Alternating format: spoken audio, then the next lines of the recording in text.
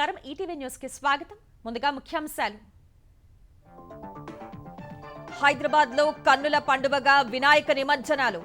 గంగమ్మ ఒడికి చేరిన ఖైరతాబాద్ గణేశుడు. Tank bund వద్ద భక్తుల సందడి. హైదరాబాద్ లో కిటెక్స్ సింటెక్స్ తయారీ యూనిట్లకు శంకుస్థాపన. 11,000 మందికి పైనే ఉద్యోగ అవకాశాలు వస్తాయని మంత్రి కేటీఆర్ వెల్లడి. కాంగ్రెస్ లో చేరిన మల్కాజ్గిరి ఎమ్మెల్యే మైనంపల్లి సాదరంగా ఆహ్వానించిన మల్లికార్జున ఖర్గే. అదే బాటలో వేముల వీరేశం, కుంభం అనిల్.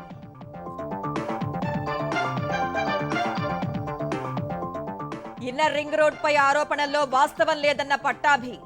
చంద్రబాబు బయటకు రాకుండా ఉండాలని కేసులు పెడుతున్నట్టు ఆక్షేపణ.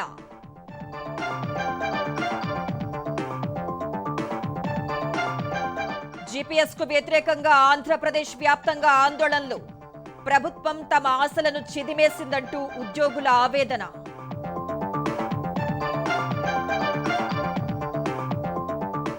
హరిత విప్లవ పితామహుడు స్వామినాథన్ కన్నుమూత.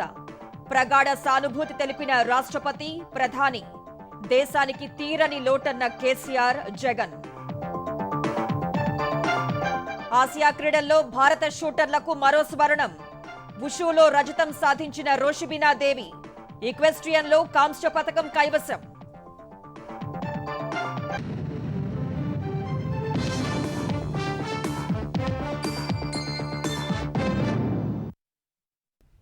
భాగ్యనగరంలో గణనాథుడి మహా నిమజ్జనోత్సవం కన్నుల పండువగా సాగుతోంది. జంట నగరాలతో పాటు ఉమ్మడి రంగారెడ్డి నుంచి వస్తున్న గణపతుల్ని హుసేన్ సాగర్ లో గంగమ్మ ఒడికి చేరుస్తున్నారు. విఘ్నేశ్వరుని శోభాయాత్రలో భక్తజనం కోలాహలం మిన్నంటుతోంది. బారులు తీరిన పార్వతీ తనయ ప్రతిమల్ని చూసి నగరవాసులు మంత్రముగ్ధులయ్యారు. అశేష భక్తుల పూజలందుకున్న ఖైరతాబాద్ మహాగణపతి మధ్యాహ్నానికి గంగమ్మ ఒడి చేరారు. హైదరాబాద్ లో గణేష్ నిమజ్జన శోభ వెళ్లివిరుస్తోంది. తెలుగు రాష్ట్రాల్లో ప్రసిద్ధి చెందిన ఖైరతాబాద్ మహాగణపతి నిమజ్జనం భక్తజనుల సందడి మధ్య వైభవంగా సాగింది. లక్ష్మీ నరసింహస్వామి, వీరభద్రుడి సమేతంగా శ్రీ దశవిద్యా మహాగణపతిగా ఈసారి భక్తుల నీరాజనాలందుకున్న గణనాథుడు గంగమ్మ ఒడికి చేరాడు. బుధవారం అర్ధరాత్రి చివరిసారిగా కలశ పూజ నిర్వహించాక తెల్లవారుజామున టస్కర్ పైకి చేర్చారు. అన్ని కార్యక్రమాలు పూర్తయిన తర్వాత ఖైరతాబాద్ నుంచి శోభాయాత్ర ప్రారంభమైంది. దారి పొడవునా భక్తులు నీరాజనాలు పలికారు. Sensation theatre, telephone Bhavan, Telugu తల్లి ఫ్లైఓవర్ పక్క నుంచి సచివాలయం మీదుగా సాగర తీరానికి చేరుకున్నాడు. హుసేన్ సాగర్ లో ఏర్పాటు చేసిన 4వ క్రేన్ వద్ద మహాగణపతిని గంగమ్మ ఒడికి చేర్చారు.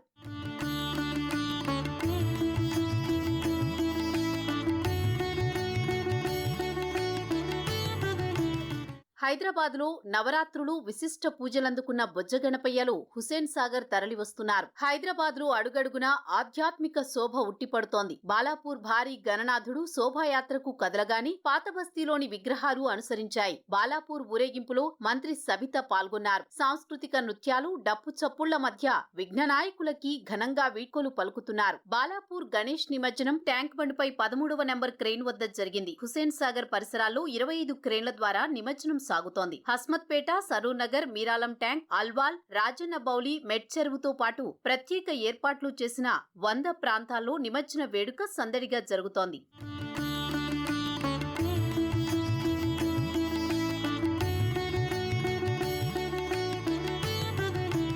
గణేశుడి నిమజ్జన క్రతువు సజావుగా సాగేందుకు హైదరాబాద్ లోని పలు ప్రాంతాల్లో మంత్రులు తలసాని శ్రీనివాస్ యాదవ్, మహమూద్ అలీ పర్యటించి పరిస్థితిని సమీక్షించారు. పోలీసు, బల్దియా ఉన్నతాధికారులతో కలిసి విహంగ వీక్షణం ద్వారా శోభాయాత్ర నిమజ్జనం తీరు పరిశీలించారు. శుక్రవారం ఉదయం వరకు నిమజ్జనాలు కొనసాగే అవకాశాలున్నాయని మంత్రి తలసాని చెప్పారు. 40,000 మంది పోలీసు సిబ్బంది శోభాయాత్ర నిమజ్జన క్రతువులో సేవలందిస్తున్నారు. బంజారాహిల్స్ లోని కమాండ్ కంట్రోల్ కేంద్రం ద్వారా ఉన్నతాధికారులు నిరంతరం పర్యవేక్షిస్తున్నారు. వినాయకుని నిమజ్జనాల సందర్భంగా పలు ప్రాంతాల్లో నిర్వహించిన లడ్డూ వేలాలు రికార్డు ధరలు పలికాయి. బాలాపూర్ లడ్డూ గత రికార్డుల్ని తిరగరాసిందే. తుర్కయాంజాలకు చెందిన దాసరి దయానంద్ రెడ్డి వేలంపాటలో 27 లక్షల రూపాయలకు దక్కించుకున్నారు. గతేడాది 24,60,000 పలికిన బాలాపూర్ లడ్డు ఈ ఏడాది ఆ రికార్డును అధిగమించింది. బండ్లగూడలోని కీర్తి రిచ్మండ్ విల్లాలో భక్తులు లడ్డూను 1,26,00,000కు దక్కించుకున్నారు. ప్రతి ఏడాది విల్లాలోని ప్రజలంతా కలిసి పండుగను ఘనంగా జరుపుకుంటామని తెలిపారు. గుజరాత్, కర్ణాటక రాష్ట్రాలకు వెళ్లాల్సిన పరిశ్రమల తయారీ యూనిట్లు తెలంగాణకు వస్తున్నాయంటే ముఖ్యమంత్రి కేసీఆర్ సమర్థ నాయకత్వమే కారణమని తెలంగాణ పరిశ్రమల శాఖ మంత్రి కేటీఆర్ అన్నారు. గుజరాత్కు వెళ్లాల్సిన వెల్స్పన్ యూనిట్, కర్ణాటకకు వెళ్లాల్సిన సింటెక్స్ యూనిట్ ప్రభుత్వ విధానాలతో తెలంగాణకు వచ్చాయని ఆయన తెలిపారు. రంగారెడ్డి జిల్లా సీతారాంపూర్, చందనవెల్లిలో కిటెక్స్, సింటెక్స్ పరిశ్రమల తయారీ యూనిట్లకు మంత్రి శంకుస్థాపన చేశారు. తెలంగాణలో అభివృద్ధి, పరిశ్రమల విస్తరణను ప్రోత్సహించేందుకు తమ ప్రభుత్వం కట్టుబడి ఉందని కేటీఆర్ తెలిపారు. కిటెక్స్ సంస్థ 1200 కోట్ల రూపాయల పెట్టుబడితో ఇంటిగ్రేటెడ్ ఫైబర్ టు అపారల్ తయారీ క్లస్టర్ అభివృద్ధి చేయనుండగా, సింటెక్స్ 350 కోట్ల వ్యయంతో పైపులు, వాటర్ ట్యాంకుల్ని ఉత్పత్తి చేయనుందని తెలిపారు. ఈ రెండు పరిశ్రమల వల్ల 12,000 మందికి ప్రత్యక్షంగా, పరోక్షంగా ఉద్యోగ, ఉపాధి అవకాశాలు లభిస్తాయని మంత్రి వివరించారు. ఒకవైపు మహేశ్వరంలో బ్రహ్మాండంగా ఎలక్ట్రానిక్స్ మ్యానుఫ్యాక్చరింగ్ ఇండస్ట్రీ వస్తోంది. శేర్లింగంపల్లి నిండా ఐటీ పరిశ్రమ ఉంది. రాజేంద్ర నగర్ లో కూడా ఐటీ, టూరిజం సెక్టర్ బలంగా వస్తోంది. చేవెళ్లలో ఇక్కడ మ్యానుఫ్యాక్చరింగ్ వస్తోంది. వికారాబాద్ లో తెలంగాణ మొబిలిటీ వ్యాలీ అక్కడ రాబోతా ఉంది. తాండూరులో కూడా బ్రహ్మాండమైన ఇండస్ట్రియల్ పార్కు, అక్కడ పరిశ్రమలు రాబోతా ఉన్నాయి. పరిగిలో కూడా ఆహార శుద్ధి పరిశ్రమలు రాబోతా ఉన్నాయి. ఎందుకంటే మీ రంగారెడ్డి జిల్లాలో యువకులందరూ రియల్ ఎస్టేట్ వైపు ఎక్కువ ఆకర్షితులవుతున్నారు.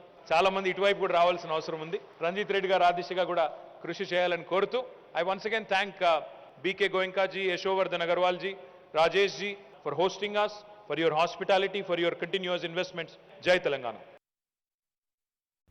భారాస ఎమ్మెల్యే మైనంపల్లి హనుమంతరావు కాంగ్రెస్ పార్టీలో చేరారు. ఆయన కుమారుడు రోహిత్, మాజీ ఎమ్మెల్యే వేముల వీరేశం, కుంభం అనిల్ కుమార్ రెడ్డి కాంగ్రెస్ తీర్థం పుచ్చుకున్నారు. ఢిల్లీలో ఏఐసీసీ అధ్యక్షుడు ఖర్గే నివాసంలో టీపీసీసీ అధ్యక్షుడు రేవంత్ రెడ్డి, కాంగ్రెస్ తెలంగాణ వ్యవహారాల ఇన్ఛార్జ్ మాణిక్రావు ఠాకరే సమక్షంలో కాంగ్రెస్ లో చేరారు. వీరందరికీ కాంగ్రెస్ కండువా కప్పి మల్లికార్జున ఖర్గే సాదరంగా పార్టీలోకి ఆహ్వానించారు. టీపీసీసీ అధ్యక్షుడు ఎమ్మెల్యే టికెట్లు అమ్ముకుంటున్నట్లు కాంగ్రెస్ పార్టీ నేతలే ఆరోపిస్తున్నారని వైద్యారోగ్య శాఖ మంత్రి హరీష్ రావు అన్నారు. ఇవాళ ఎమ్మెల్యే టికెట్లు అమ్ముకున్న వాళ్లు రేపు రాష్ట్రాన్ని అమ్ముతారని హరీష్ రావు ఆరోపించారు. సహచర మంత్రులు ఎర్రబెల్లి దయాకర్ రావు, సత్యవతి రాథోడ్తో కలిసి ములుగులో ఎమ్మెల్యే పెద్ది సుదర్శన్ రెడ్డితో కలిసి నర్సంపేటలో మెడికల్ కళాశాలలకు హరీష్ రావు శంకుస్థాపన చేశారు. తెలంగాణ ఏ రంగంలో చూసినా ప్రథమ స్థానంలో ఉందన్నారు. 9 ఏళ్లలో 29 వైద్య కళాశాలల్ని ఏర్పాటు చేశామని తెలిపారు. తెలంగాణలో కాంగ్రెస్ పార్టీకే గ్యారంటీ లేదు, అలాంటి వాళ్లు గ్యారంటీ కార్డు ఇస్తామంటున్నారని మంత్రి ఎద్దేవా చేశారు. ఇలా కాంగ్రెస్ వాళ్ళే ఎంతసేపు అబద్ధాలు మాట్లాడుతుంటారు. వాళ్ళే 6 గ్యారంటీలు కాదు, 6 ముఖ్యమంత్రులు మారుతారు. నిన్న ఒక ఆయన హైదరాబాద్ లో ఎవరో మాట్లాడిండు, వాళ్ళ కాంగ్రెస్ పార్టీ నాయకుడే. ఎమ్మెల్యే టికెట్ అట 10 కోట్ల రూపాయలు ఎకరం భూమికి మా పిసిసి అధ్యక్షుడు అమ్ముకున్నాడని నేనన్లే, వాళ్ళ కాంగ్రెస్ పార్టీ నాయకుడే అంటున్నారు. ఇప్పుడు టికెట్లు అమ్ముకున్నారు, రేపు ఈ రాష్ట్రాన్ని అమ్ముకుంటారు. వాళ్ళకు రాష్ట్రం మీద ప్రేమ కాదు, వాళ్ళకు అధికారం మీద యావ ఉంటది. అధికారం కోసం ఎన్ని అడ్డదారులైనా దొక్కుతారు, ఎన్ని అబద్ధాలైనా మాట్లాడతారు. అందువల్ల మనం దయచేసి పని చేసే ప్రభుత్వాన్ని మన కేసీఆర్ గారిని దీవించాల్సిన అవసరం ఉంది. చాలా ట్రిక్కులు చేస్తున్నారు కాంగ్రెస్ వాళ్ళు, బీజేపీ వాళ్ళు రకరకాల ట్రిక్కులు చేస్తున్నారు. బట్ ఎవరు ఎన్ని ట్రిక్కులు చేసినా హ్యాట్రిక్ కేసీఆర్ది, బీఆర్ఎస్ పార్టీదని చెప్పి నేను మీ అందరికీ మనవి చేస్తా ఉన్నా.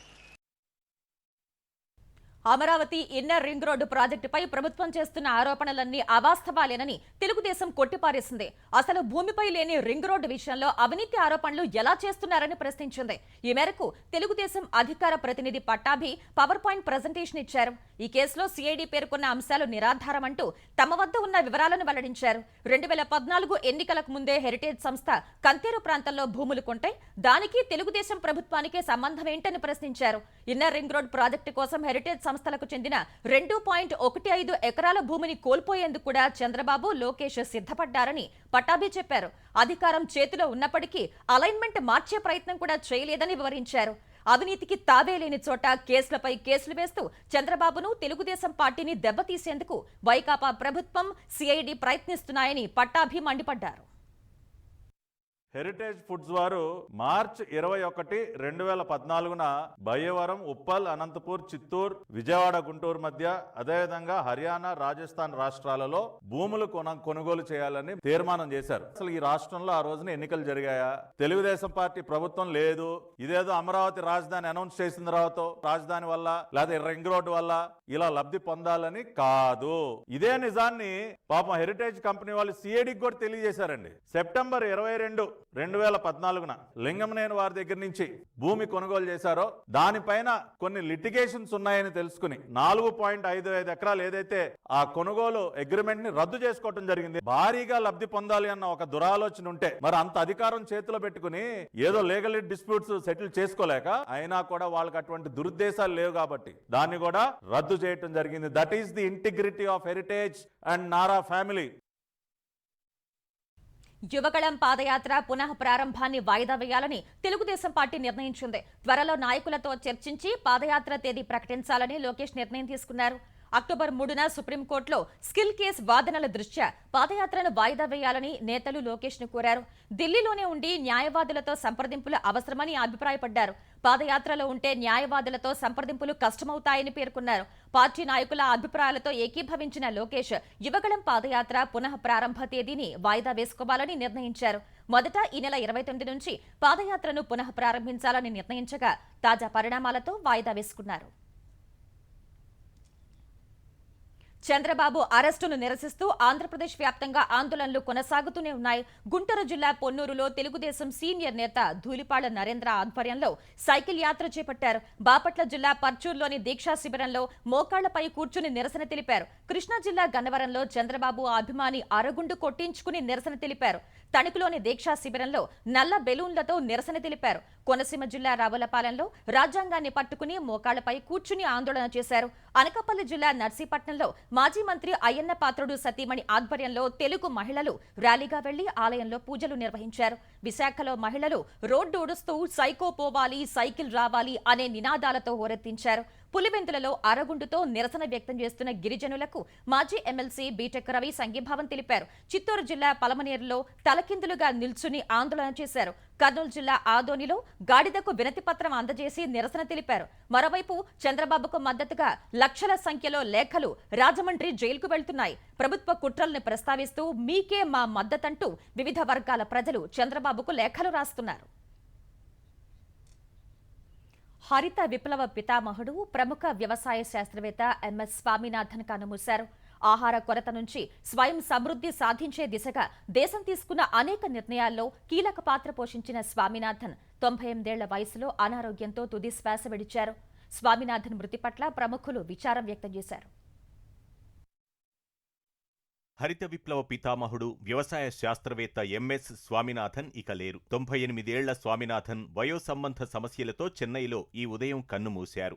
ఆహార వృద్ధిలో భారత్ స్వయం సమృద్ధి సాధించేందుకు స్వామినాథన్ ఎంతో కృషి చేశారు. తన పరిశోధనలతో అధిక దిగుబడినిచ్చే నూతన వరి వంగడాలు సృష్టించారు. 1925 ఆగస్టు 7న తమిళనాడులోని కుంభకోణంలో జన్మించిన ఆయన అక్కడే మెట్రిక్యులేషన్ పూర్తి చేశారు. తండ్రి వైద్యుడు కావడం వల్ల వైద్య పాఠశాలలో చేరిన స్వామినాథన్ 1943 నాటి భయంకరమైన బెంగాల్ కరువును చూసి చెలించిపోయారు. దేశాన్ని ఆకలి నుంచి కాపాడాలనే లక్ష్యంతో వ్యవసాయ రంగానికి మారిపోయారు. త్రివేంద్రంలోని మహారాజా కళాశాలలో జువాలజీ నుంచి అండర్ గ్రాడ్యుయేట్ డిగ్రీ పూర్తి చేశారు. తర్వాత మద్రాస్ వ్యవసాయ కళాశాలలో బ్యాచిలర్ డిగ్రీ పూర్తి చేశారు. 1949లో ఢిల్లీలోని భారత వ్యవసాయ పరిశోధన సంస్థ నుంచి సైటోజెనెటిక్స్ లో పీజీ చేశారు. యునెస్కో ఫెలోషిప్ తో నెదర్లాండ్స్ లోని వాగెనేంజెన్ అగ్రికల్చర్ యూనివర్సిటీలోని జెనెటిక్స్ విభాగంలో బంగాళాదుంపల జన్యువులపై పరిశోధన చేశారు. అడవి జాతుల నుంచి బంగాళాదుంపకు జన్యువులను బదిలీ చేసే విధానాలను ప్రామాణీకరించడంలో ఆయన విజయం సాధించారు.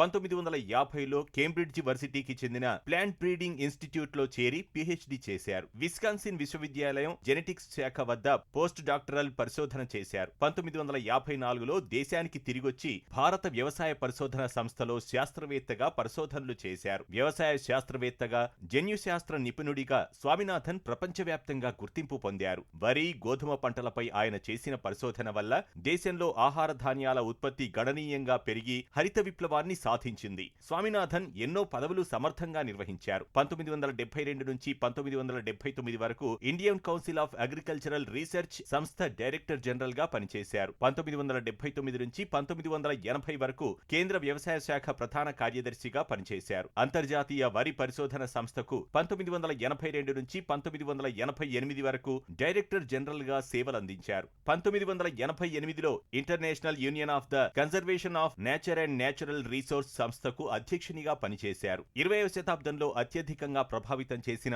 ఆసియా ప్రజల జాబితా టైమ్ 20లో ఆయన పేరును టైమ్ మ్యాగజైన్ ప్రచురించింది. వ్యవసాయ రంగంలో స్వామినాథన్ చేసిన సేవలకు కేంద్ర ప్రభుత్వం 1967లో పద్మశ్రీ, 1972లో పద్మభూషణ్, 1989లో పద్మవిభూషణ్ పురస్కారాలతో సత్కరించింది. 1971లో రామన్ మెగసెసే అవార్డును అందుకున్నారు. 1987లో world food prize award Swaminathan ను వరించింది. 1999లో ఇందిరాగాంధీ శాంతి బహుమతి, 2013లో ఇందిరాగాంధీ సమైక్యత పురస్కారాన్ని అందుకున్నారు.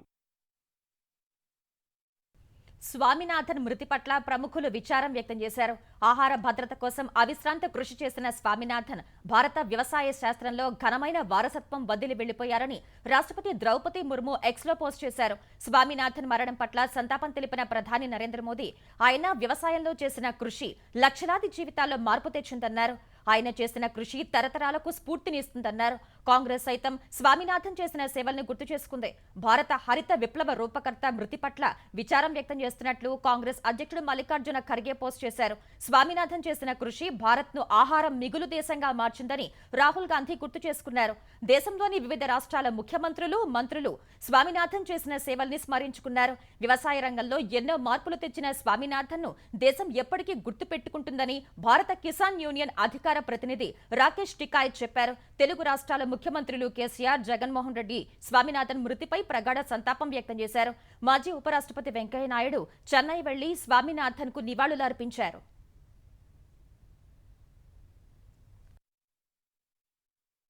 I feel really sad that he is no more. My condolences to his daughters, sister and also the other family members.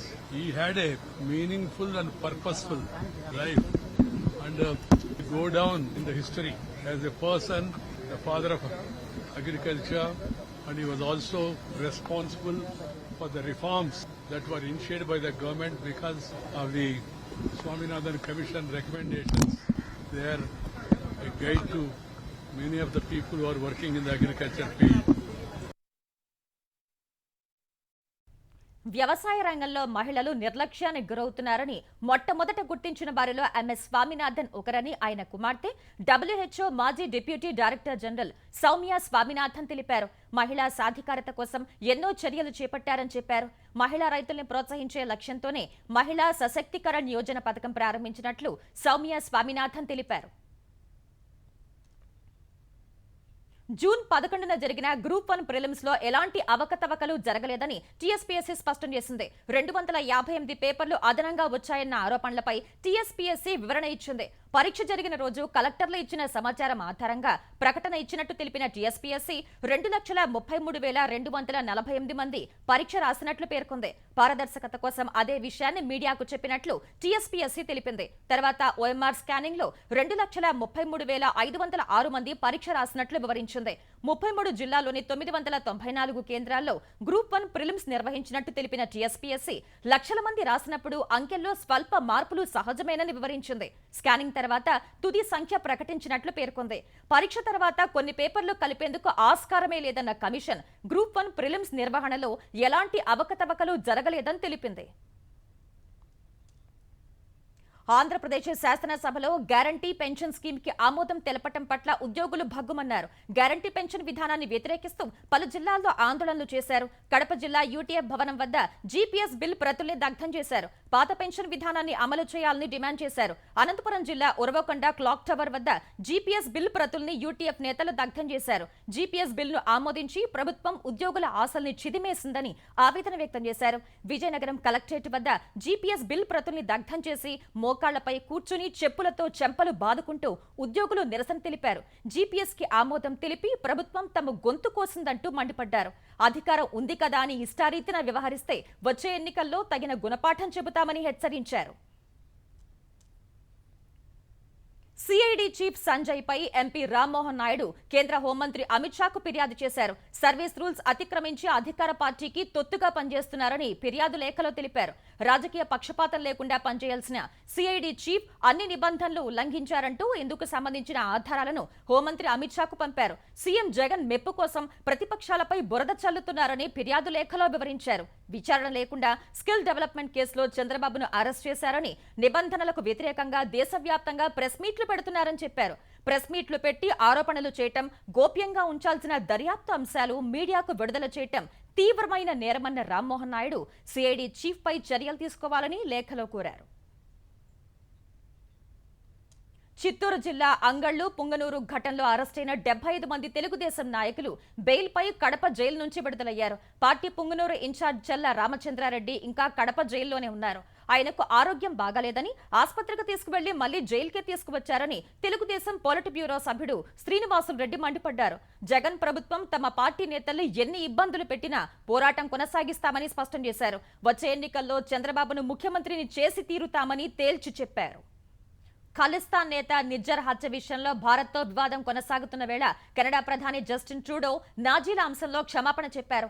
రష్యాతో యుద్ధం మొదలైన తర్వాత ఉక్రెయిన్ అధ్యక్షుడు జెలెన్స్కీ ఇటీవల కెనడాలో పర్యటించారు. గత శుక్రవారం కెనడా పార్లమెంట్కు వెళ్లారు. అప్పుడే స్పీకర్ యాంటోనీ రోటా ఉక్రెయిన్ నుంచి వలస వచ్చిన రెండో ప్రపంచ యుద్ధం మాజీ సైనికుడైన 98 ఏళ్ల యారోస్లోవ్ హంకాన్ ఆహ్వానించారు. పార్లమెంట్లో జెలెన్స్కీ ప్రసంగం తర్వాత స్పీకర్ రోటా స్వయంగా అతన్ని పరిచయం చేస్తూ రెండో ప్రపంచ యుద్ధంలో రష్యా నుంచి ఉక్రెయిన్ కు స్వేచ్ఛను అందించడానికి పోరాడిన యోధుడిగా కీర్తించారు. వెంటనే ట్రూడో, జెలెన్స్కీ సహా అంతా చప్పట్లు కొట్టారు. అయితే కెనడా పార్లమెంట్ గౌరవించిన హంకా రెండో ప్రపంచ యుద్ధంలో జర్మనీ నియంత అడాల్ఫ్ హిట్లర్ పక్షాన పోరాడిన 14వ వాఫన్ గ్రెనేడియర్ డివిజన్ కు చెందిన వ్యక్తి అని తర్వాత తెలిసిందే. ఈ డివిజన్ అప్పట్లో పోలిష్ యూదుల్ని చిత్రహింసలు పెట్టి చంపినట్లు ఆరోపణలు ఉన్నాయి. నాజీని పార్లమెంట్ కు తీసుకురావడంపై కెనడా ప్రతిపక్షాలు సహా వివిధ దేశాల విమర్శలతో రోటా స్పీకర్ పదవికి రాజీనామా చేశారు. అప్పటికే వివాదం సద్దుమణక్కపోవడంతో ట్రూడో యూదులకు స్వయంగా క్షమాపణ చెప్పారు.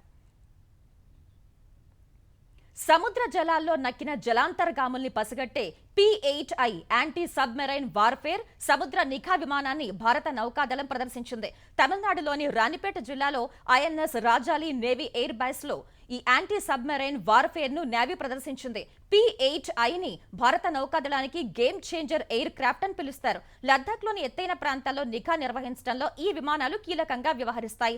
డోక్లాం సంక్షోభం సమయంలో సిక్కిం, భూటాన్ సెక్టర్లో చైనా నిర్మాణ స్థాయిని ఈ ఎయిర్ క్రాఫ్ట్ వెల్లడించింది. హిందూ మహాసముద్రంలో విదేశీ యుద్ధ నౌకలపై నిరంతరం నిఘా ఉంచుతుంది. అందుకే ఈ విమానాన్ని హిందూ మహాసముద్ర గార్డియన్ అని పిలుస్తారు. భారతీయ నౌకాదళంలో ప్రస్తుతం P-8I విమానాలు 12 ఉన్నాయి. భవిష్యత్తులో మరో 6 విమానాలను అమెరికా నుంచి కొనుగోలు చేసేందుకు భారత్ ప్రణాళికలు రచిస్తోంది. అక్రమంగా ఆయుధాలను రవాణా చేస్తున్న ముఠా గుట్టును మధ్యప్రదేశ్ పోలీసులు రట్టు చేశారు. మధ్యప్రదేశ్ ధార్ జిల్లాలో 3 వ్యక్తులు ముఠాగా ఏర్పడి ఆయుధాలు తయారు చేసే ఫ్యాక్టరీని నడిపిస్తున్నారు. వారు తయారు చేసిన అక్రమ ఆయుధాలను దేశంలోని పలు ప్రాంతాలకు రహస్యంగా సరఫరా చేస్తున్నారు. ఈ ముఠా సమాచారం తెలిసిన ధార్ జిల్లా పోలీసులు అక్రమ ఆయుధాల తయారీ ఫ్యాక్టరీపై దాడులు చేశారు. 149 దేశీయ తయారీ పిస్టోళ్లు, 2 ఇతర పిస్టోళ్లు, 13 క్యాట్రిడ్జ్లు, 36 లక్షల నగదును జప్తు చేశారు. గుజరాత్, రాజస్థాన్, ఢిల్లీ, హర్యానా తదితర ప్రాంతాల్లో ఈ ముఠా పెద్ద నెట్వర్క్ ను ఏర్పాటు చేసుకుని అక్రమ ఆయుధాలను సరఫరా చేస్తున్నట్లు తేల్చారు. ప్రధాన నిందితుడిని ఈశ్వర్ గా గుర్తించినట్టు తెలిపిన పోలీసులు అతడు 24 కేసుల్లో ప్రధాన నిందితుడిగా ఉన్నట్లు చెప్పారు.